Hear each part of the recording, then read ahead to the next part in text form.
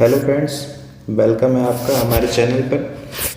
आज की सबसे अच्छी खबर ये रही है 16 दिसंबर की कि आज उत्तर प्रदेश अधीनस्थ सेवा चयन आयोग ने लेखपाल भर्ती का बहुप्रतीक्षित नोटिफिकेशन जारी कर दिया है। और हमारे उन भाई बहन जो परीक्षा की तैयारी कर रहे हैं प्रतियोगी परीक्षाओं की, उनकी आंखों में सुनहरे सपनों का एक चमक लेके आया है ये नोटिफिकेशन। आप सबने पेट दिया है, पेट में मार्क्स जैसा जिसने परफॉर्मेंस किया वैसा उन्होंने पाया है। फ़िलहाल वो हमारा चर्चा का विषय नहीं है क्योंकि अब तो वो बीत चुका है। तो जो अच्छे मार्क्स पाए हैं वो अब लेखपाल भर्ती में मेंस के लिए जो है अप्लाई करेंगे। देखिए 29 तारीख से इसका आवेदन होगा और 28/1/2026 तक इसका जो है आवेदन लिया जाएगा। उसके बाद जो कुछ भी होगा ये तो आप पढ़ करके जान ही जाएंगे। मेरा ये वीडियो बनाने का मुख्य पर्पज़ ये है कि इस बार लेखपाल की भर्ती में दो बड़े बदलाव हुए हैं। ये दो बड़े बदलाव कौन कौन से किए गए हैं? पहला बदलाव ये हुआ है कि पिछली बार बिना कुछ कहे लगभग 30 गुना अभ्यर्थियों को बुलाया गया था पदों के सापेक्ष। इस बार पदों की संख्या कुल देखने में जो मिल रही है वो पदों की संख्या दिख रही है 7,994। इस बार पदों की संख्या है 7,994 और इसके सापेक्ष केवल 15 गुना अभ्यर्थियों को बुलाया जाएगा। इसमें इन्होंने नोटिफिकेशन में ये बताया है कि इसके सापेक्ष 15 गुना अभ्यर्थियों को बुलाया जाएगा, यानी लगभग 1,20,000 अभ्यर्थियों को बुलाया जाएगा।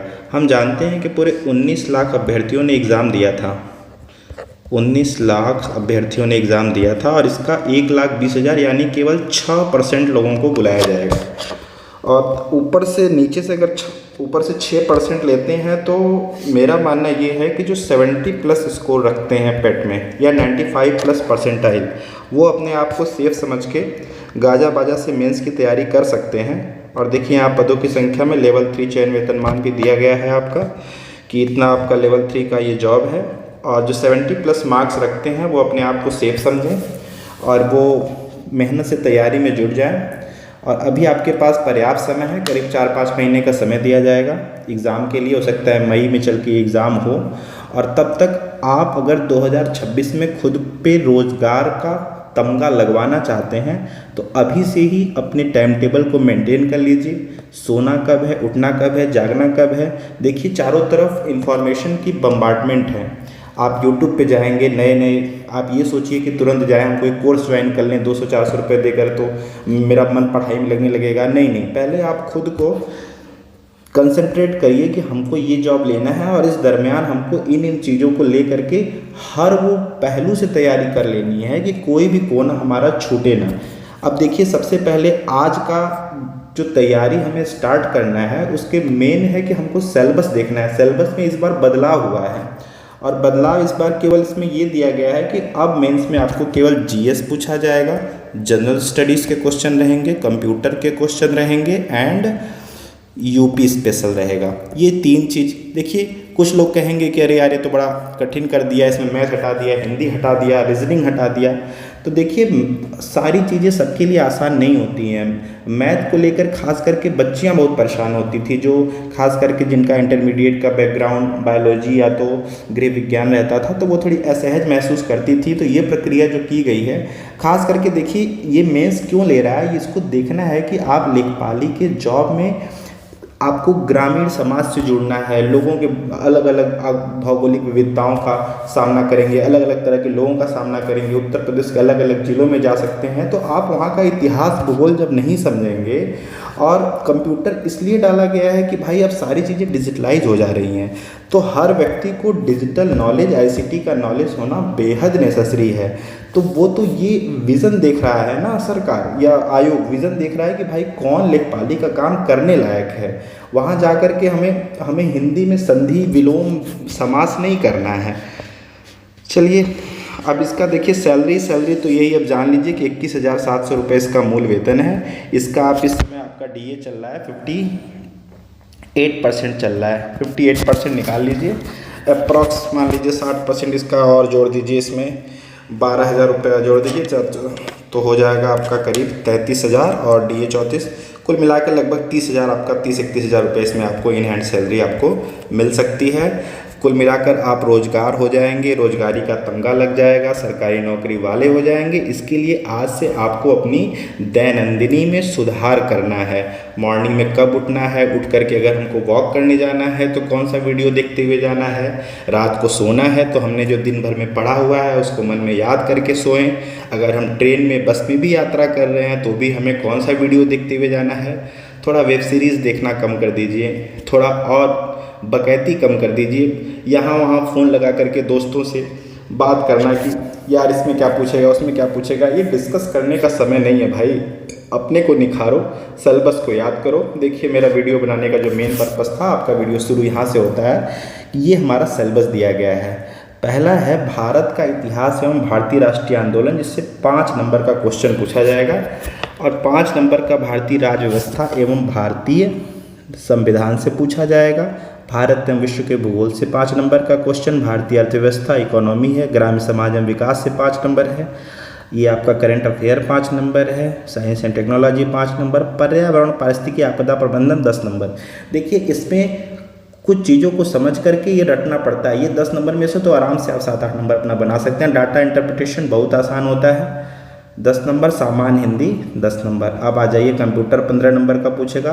कंप्यूटर की कोई अच्छी सी किताब लेकर के आप अगर 1 लाइनर उसका ठीक से पढ़ लेंगे तो बहुत आपको वीडियो में समय देने की ज़रूरत नहीं है, किसी के 500 वाली क्लास लेने की ज़रूरत नहीं है। और उत्तर प्रदेश का कोई अच्छा सा घटना चक्र का अगर आप किताब ले लेंगे तो अब आप टारगेट बना लीजिए ना कि डेली हमको 2-2 पेज पढ़ना है, 2 पेज हमको कंप्यूटर पढ़ना है, 2 पेज हमको उत्तर प्रदेश पढ़ना है और 2 पेज हमको जनरल स्टडीज़ का पढ़ना है। इससे आपको लोड भी नहीं रहेगा और आप धीरे धीरे देखेंगे कि आप निखरते जाएंगे। सबसे महत्वपूर्ण है किसी भी तैयारी को शुरू करने से पहले हमें क्या करना पड़ता है, हमें उसके सिलेबस को सबसे पहले उसके सिलेबस को याद कर लीजिए। सबसे पहला काम होता है कि आप जिस भी कंपटीशन की तैयारी करने जा रहे हैं आपको उसका सिलेबस जवान पे होना चाहिए। दूसरी बात, प्रीवियस ईयर पेपर देख करके आप समझते हैं कि एग्जामिनर मन में क्या सोच करके इस का पेपर बनाता है। उस एग्जामिनर के मन के क्वेश्चन को जब आप पकड़ने लगेंगे ना तो आपको समझ में आना लग जाएगा कि हमको क्या पढ़ना है और क्या नहीं पढ़ना है। सबसे ज़रूरी ये होता है कि क्या नहीं पढ़ना है। कुछ लोग बैठ कर उत्तर प्रदेश रटना चालू कर देंगे, कंप्यूटर जिनको अच्छा लगता है वो कंप्यूटर पढ़ना चालू कर देंगे। तो इससे ये होगा ना कि केवल कंप्यूटर या केवल यूपी पढ़ लेने से आपका सिलेक्शन तो हो नहीं जाएगा। आपको सब पे फोकस करना है और सेंटर्ड होकर के फोकस करना है। अब देखिए यहाँ सिलेबस दिया गया है, भारत का इतिहास एवं भारतीय राष्ट्रीय आंदोलन। भारतीय इतिहास के अंतर्गत सामाजिक, सांस्कृतिक, आर्थिक एवं राजनीतिक पक्षों की जानकारी, राष्ट्रीय आंदोलन, स्वतंत्रता आंदोलन, राष्ट्रीयता का अभ्युदय, स्वतंत्रता प्राप्ति के सारपरक जानकारी। देखिए इसमें तो जहाँ तक मेरा नॉलेज है कि अगर आप लूसेंट भी ठीक से पढ़ डालें ना, भारतीय इतिहास का संदर्भ में जो अंग्रेजों से लड़ाई है, भारतीय स्वतंत्रता संग्राम, अगर आप इसको ठीक से पढ़ डालें तो इसमें से आप आराम से क्वेश्चन बना ले जाएंगे, क्योंकि ये सामान्य जानकारी पूछ रहा है। आपको बहुत नॉलेज बिटवीन द लाइन नहीं पूछेगा, सीधा सीधा आपसे पूछेगा कि 1857 की क्रांति में कुंवर साहब कहाँ से प्रतिभाग किए थे। इस टाइप के क्वेश्चन आपको दिए जाएंगे। और यही संविधान एवं राज्य व्यवस्था में आपको अनुच्छेद, अनुसूचियाँ, ये सब पंचायती राज किस अनुच्छेद में है, स्थानीय स्वशासन में अलग अलग समितियां कब गठित हुई थी, उनका आरोही अवरोही क्रम क्या होगा। केवल ये बेसिक नॉलेज आप सबसे पहला आपका काम है। आप किसी भी कोर्स खरीदिएगा बाद में, सबसे पहले आप चुपचाप लूसेंट उठा करके ये सब रट लीजिए। फिर देखिए लूसेंट के भूगोल में सामाजिक, आर्थिक भूगोल, कृषि, बागवानी, वानिकी, पशुपालन, जनसंख्या, ये अद्यतन डाटा जो है, अद्यतन डाटा चैट जीपीटी का भी सहारा लीजिए। और आपके मोबाइल में AI है, कुछ मत करिए, अद्यतन डाटा लेना हो तुरंत गूगल लेंस खोलिए, गूगल लेंस में आप उन चीज़ों को लिख दीजिए या स्कैन कर दीजिए, सारी जानकारी आपके सामने आ जाएगा। किसी भी बहुत देश के चैनल के चक्कर में नहीं पड़ना है, अपने को स्वतः निखारना है। हाँ, कुछ चीज़ें हो सकती हैं जैसे गणितीय चीज़ें हैं, आंकड़े हैं, ये सब आपको समझ में अगर नहीं आ रहा है तो आप चैनल का सहारा ले लीजिए, अपने गुरुओं का सहारा ले लीजिए। वरना कोशिश करिए कि खुद के पास नॉलेज हो। मैं बच्चों को देख रहा हूँ कि वो सूचनाओं को जुटाने में ही पूरा समय बर्बाद कर दे रहे हैं, अपने को सूचनाओं से पूर्ण नहीं कर रहे हैं। वो केवल सूचना जुटाने में ही परेशान है, अपना कमरा भर दे रहे हैं किताबों से। फिर आ जाइए भारतीय अर्थव्यवस्था में सामाजिक विकास में भारत में आर्थिक नियोजन स्टार्ट हुआ था वो पूरा पढ़ना है। इसका उद्देश्य क्या था, उपलब्धियां क्या था, नीति आयोग का गठन कब हुआ था, इसकी भूमिका क्या थी, सतत विकास के हमारे लक्ष्य कौन कौन से हैं, 17 लक्ष्य आपके जवान पे होने चाहिए, सरकार के बजट के अवयव क्या क्या होते हैं, उसमें कटौती प्रस्ताव क्या होता है, वो जो सारी चीज़ें हैं वो आपको पढ़ना है। वित्तीय प्रणाली, भारत में कृषि, उद्योग, व्यापार, वाणिज्य का विकास, स्वतंत्रता के पश्चात भूमि सुधार के लिए क्या क्या सरकार ने योजनाएं बनाई थी, क्या क्या किया था, ये सब आपको पढ़ना है। भारत में वैश्वीकरण था उदारीकरण के प्रभाव, औद्योगिक नीति में परिवर्तन, इनके औद्योगिक विकास प्रभाव। देखिए आप इसकी सामान्य जानकारी लीजिएगा, किस सन में हुआ था, इसके उद्देश्य क्या थे, इसके परिणाम क्या मिले, इसमें मुख्य समितियां क्या क्या बनी। और बहुत आपको उसमें मेंस में आंसर नहीं लिखना है कि आप इसको देख के घबराइए बिल्कुल मत। फिर देखिए ग्राम समाज एवं विकास का कोई भी घटना चक्र का एक अच्छी सी आप किताब ले लेंगे तो ये पूरा आपको उसमें कवर कर जाएगा। उसको आप अगर पढ़ने में सक्षम हो जाते हैं, सब पढ़ लेते हैं ठीक से, तो उसके बाद आप स्टार्ट कर दीजिएगा गूगल पे सर्च कर करके उससे और अपने नॉलेज को रीच करिए। ग्राम्य विकास कार्यक्रम के अंतर्गत कौन कौन सी सरकारी योजनाएं चला रही हैं, उन योजनाओं से किन को लाभान्वित किया जा रहा है, किस उम्र के लोगों को योजनाएं दी जा रही हैं, ऋण दिया जा रहा तो कितना दिया जा रहा, किस उम्र के लोगों को कितने किस्तों में दिया जा रहा। ये सब चीज़ें आप अगर एक दिन में 2-2, 4-4 योजनाएं करके भी तैयार करेंगे, ग्रामीण स्वास्थ्य योजनाएं, मुख्य रूप से देखिए यहाँ योजनाएं ही हैं। और मैं देखता हूँ ना, ये अर्थशास्त्र के जो भी उत्तर प्रदेश एग्ज़ाम लेता है, अर्थशास्त्र में मैक्सिमम योजनाओं पर ही फोकस हो जाता है, लिखता कुल। अब यही देख लीजिए, यहाँ लिखा है उदारीकरण, अर्थशास्त्र में देखिए वैश्वीकरण, उदारीकरण के प्रभाव, औद्योगिक नीति में परिवर्तन का एवं औद्योगिक की परिभाषा पूछेंगे आपसे, उदारीकरण की परिभाषा पूछेंगे नहीं, ये वही पूछेंगे मुख्य रूप से योजनाओं की तरफ ही चले जाते हैं, या तो फिर डेट की तरफ चले जाते हैं कि कौन कौन सी योजनाएं कब लागू की गई थी, या किन किन लोगों तक ये अपने लक्षित प्रभाव को दर्शा पाती हैं। राष्ट्रीय और अंतर्राष्ट्रीय मत की समसामयिक घटनाएं। स्पीडी तैयार रखिए गुरु, 1 साल का स्पीडी तैयार रखिए, आपको बहुत इधर उधर कूदने की ज़रूरत नहीं है, रोज़ सुबह उठ के 1 घंटा फलाने ठिकाने सर की क्लास लेने की ज़रूरत नहीं है। स्पीडी तैयार रखिए, 2-4 दोस्त आपस में बैठ जाइए, एक दूसरे से क्वेश्चन को पूछिए, ये सब आपको, हाँ जो टॉपिक आपको नहीं समझ में आ रहा है, जैसे आपने ग्रीन हाउस प्रभाव देख लिया, अब आपको पता ही नहीं है ग्रीन हाउस प्रभाव क्या होता है, तो आँख मूंद के थोड़ी ना रटना है। आप गूगल पर सर्च करिए ग्रीन हाउस प्रभाव क्या होता है, वहाँ भी ना समझ में आया तो यूट्यूब पर सर्च करिए ग्रीन हाउस प्रभाव क्या होता है, तब जाया जाता है यूट्यूब के पास। और जो चीज़ें आप पढ़ करके सीख सकते हैं वो चीज़ें आपको बार बार मोबाइल के पास मत जाइए, मोबाइल के पास जाएंगे आपको और अलग अलग तरह की भी सूचनाएं दिखने लगेंगी, और उसी में कब आपका आधा घंटा निकल जाएगा आपको पता भी नहीं चलेगा। देखिए साइंस एंड टेक्नोलॉजी में क्या क्या दिया है,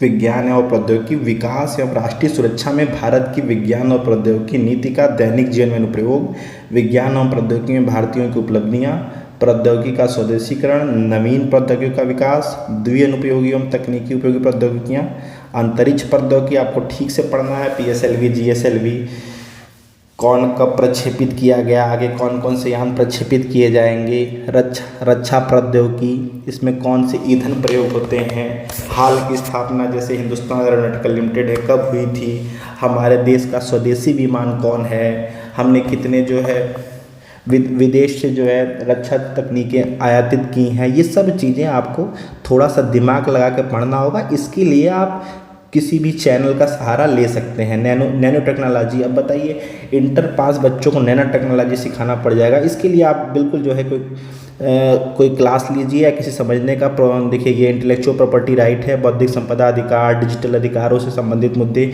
ये टॉपिक पढ़ना पड़ेगा आपको। ये मान लीजिए कि अगर कोई साइंस बैकग्राउंड का लड़का है, नॉन साइंस बैकग्राउंड का भी है, तो ये आप लोग के लिए जिस उम्र में लेखपाल बनने की जो निर्धारित की गई है कक्षा 12 के बाद, तो उनके लिए बिल्कुल थोड़ा सा टेढ़ी खीर हो सकता है। बाकी जो ग्रेजुएशन कर चुके हैं वो लोग तो इन चीज़ों से कई बार रूबरू हो चुके होंगे, वो आसानी से समझ लेंगे। पर्यावरणीय परिस्थितिकी तथा आपदा प्रबंधन, पर्यावरणीय सुरक्षा और पारिस्थितिकी तंत्र, वन्यजीव संरक्षण, कौन सा वन्यजीव संरक्षण अधिनियम कब लागू हुआ था, टाइगर रिजर्व कहाँ है, अभ्यारण्य कहाँ है, अभ्यारण्य किसको संरक्षित करता है, किस जानवर को संरक्षण दिया गया है, जैव विविधता की अलग अलग संधियाँ कब हुई थी, पर्यावरण प्रदूषण कितने प्रकार का होता है, कहाँ प्रभावित करता है, संघात आकलन, जलवायु परिवर्तन पर सामान्य मुद्दे समय समान जानकारी, बहुत आसान है। ये तो सब आपको याद करने की चीज़ें, इसमें कोई क्या पढ़ा देगा आपको। आप पढ़ेंगे, याद करेंगे, तभी एग्जाम में टिक मार पाएंगे और प्रीवियस ईयर क्वेश्चन को सॉल्व करेंगे। भारत में आपदा, गैर पारंपरिक सुरक्षा एवं संरक्षक चुनौती के रूप में आपदा न्यूनीकरण, आपदा प्रबंधन पढ़ना है आपको। डिजास्टर मैनेजमेंट एक्ट 2005 पढ़ना है और नेशनल डिजास्टर मैनेजमेंट अथॉरिटी पढ़ना है, स्टेट डिजास्टर मैनेजमेंट अथॉरिटी। देखिए 2-3 चरणों में ये होता है कि एक सेंट्रल होता है, फिर स्टेट डिजास्टर मैनेजमेंट होता है, नेशनल डिजास्टर मैनेजमेंट। ये सब आपको इसके बारे में अगर आप चाहेंगे ना, आप गूगल पे डाल के रात को आप जैसे सोने ही जा रहे हैं तो आपको सिलेबस याद है। सिलेबस में आपने देखा है कि एनडीआरएफ है, तो एनडीआरएफ आप गूगल पे डाल के सर्च कर दीजिए, विकीपीडिया आ जाएगा। अब ऐसे मान लीजिए सोते हुए देख लिया, सुबह ब्रश कर रहे हैं, ब्रश करते हुए हमने एसडीएम में डाल करके देख लिया राज्य आपदा प्रबंधन प्राधिकरण क्या होता है, तो आप धीरे धीरे देखेंगे ना कि 4-5 महीने में आप चयन के नज़दीक होते चले जाएंगे। लेकिन इस दौरान आपका पूरा दिमाग इस बात पर रहना चाहिए कि हमको हमारा सिलेबस क्या है और सिलेबस का कोना कोना हमको छान मार डालना है। विश्व स्तर पर आपदा न्यूनीकरण, आपदा प्रबंधन के क्षेत्र में किए जा रहे प्रयास में उपलब्धियाँ। आप देखिए 8 टॉपिक हो गया। डाटा इंटरप्रिटेशन है, डाटा इंटरप्रिटेशन इसमें वही आंकड़े होते हैं सांख्यिकी विश्लेषण। ये होता बहुत आसान है, लेकिन अगर आप इसको समझेंगे, अगर जो नहीं जानता है वो तो पढ़ेगा तो उसको आसान लगने लगेगा, और जो जानता है वो जानता है कि कितनी आसान चीज़ें होती हैं। प्रीवियस ईयर के क्वेश्चन पेपर आप सब 40-50 सवाल सॉल्व करिए और कोई आंसर लेकर के सॉल्व करिए। इसका तरीका एक बार सीख लीजिए। फिर सामान्य हिंदी में ऐसा कुछ नहीं, सब याद करने की चीज़ें हैं। ये आपको बहुत क्लास में खड़ा होकर के, ये नहीं कि कोई सर जी पढ़ा रहे हैं, धीरे धीरे पढ़ रहे हैं, 4 विकल्प पढ़ रहे हैं, इतना समय बर्बाद करने की ज़रूरत नहीं है। इससे बेहतर है आपको सिलेबस याद है, जैसे संधि एवं संधि विच्छेद है, समास उपसर्ग प्रत्यय है। आप किताब उठाइए, जितना ज़्यादा से ज़्यादा हो सके क्वेश्चन को सॉल्व करिए। क्वेश्चन सॉल्व करेंगे तब आपका प्रेजेंस ऑफ माइंड बढ़ेगा, तब ये पता चलेगा कि मेरा आउटपुट क्या है।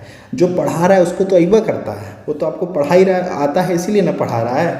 लेकिन मैं आपको केवल इस बात पे फोकस कर रहा हूँ, केवल उन्हीं चीज़ों को पढ़िए जो आपको नहीं आता, जो चीज़ें आप स्वतः पढ़ करके भी नहीं समझ पाएंगे। उन्हीं चीज़ों पर आप डिजिटल माध्यम पढ़ने का प्रयास करिए, या सवेरे बस्ता उठाकर साइकिल लेकर के 2-4 घंटा कोचिंग करने का प्रयास करिए। बाकी आप स्वतः अपना टाइम टेबल बनाइए, डेली 6 से 7 घंटा आप पढ़िए। और ये नौकरी बहुत कठिन नहीं है, सिलेक्शन एकदम आराम से हो जाएगा अगर अगले 4-5 महीने आप खुद को सेंट्रलाइज करके रख लेते हैं। मोबाइल का उपयोग सीमित करिए, कम से कम करिए। सुबह समय से उठ जाइए, रात को समय से सोइए, लेकिन दिन भर हमने क्या पढ़ा है इसका असेसमेंट हम रात को ज़रूर करेंगे। तो जाते जाते इस वीडियो में हम ये बात बता देना चाहते हैं कि 1,20,000 लोग लगभग इसमें अप्लाई करेंगे, 1,20,000 लोग। और जो 95% के ऊपर है वो अपने आप को सिक्योर समझे, 70 नंबर के ऊपर वाले अपने आप को सिक्योर समझें। और बहुत इसमें हमको लड़ना नहीं है, कितनी सीटें उनको नहीं मिली उतनी नहीं मिली, जितनी भी मिली हैं उसमें से हमको 1 सीट से मतलब है। अगर हमारा 100 नंबर का पेपर इन द केस होता है 100% का, तो उसमें अगर हम 85% ला देते हैं तो हमारा सिलेक्शन श्योर हो जाएगा। ठीक है, आपको ढेर सारी शुभकामनाएं आपके तैयारी के मार्ग में। मैं ईश्वर से प्रार्थना करूंगा कि मैं भी आपकी तैयारी के मार्ग में आपका साधक बनूं, आपका साथी बनूं, आपको आगे लेके जाऊं, आपका चयन हो, ये हमारे लिए सबसे बेहतर होगा।